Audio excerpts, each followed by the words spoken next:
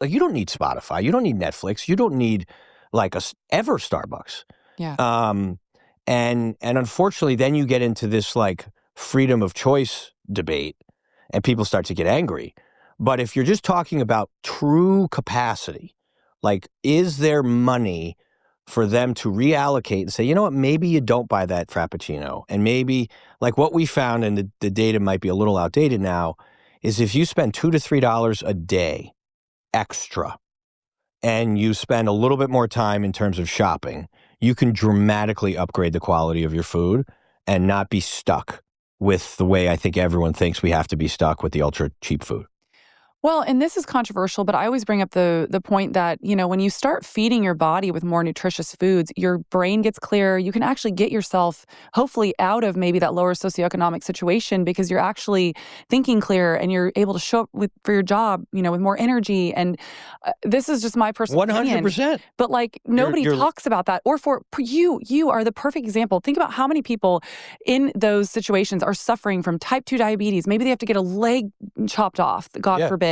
Your eye situation that you had, you were able to actually completely reverse that. And now you're not blind anymore. And you can see that greatly impacted your entire trajectory of your life. Yeah. And we're not talking about that, where this could actually greatly change the entire trajectory and quality and situation of your life if you just simply make a couple upgrades around your diet and lifestyle. Yeah. And look, I've also had a lot of people that I've met over the years since I've been like an activist.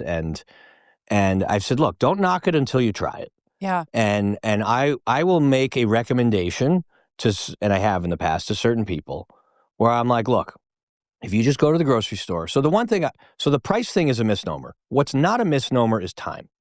And the convenience part of it is a big deal. Yeah. Because a lot of people don't have that much time to cook at home. Yeah. But if you go to a grocery store, you can buy grass-fed beef that can feed your entire family for less than like a family meal at Chipotle. Yeah. And like a whole meal. And what I say is, look, tell me what your budget is. I'll tell you what to buy. You got to go buy it at a grocery store. Just eat this way for 2 weeks, not months, not years, 2 weeks, just 2 weeks. And I want you to come back to me in 2 weeks and tell me how you feel. And I haven't had one of those ever come back to me and say, no difference.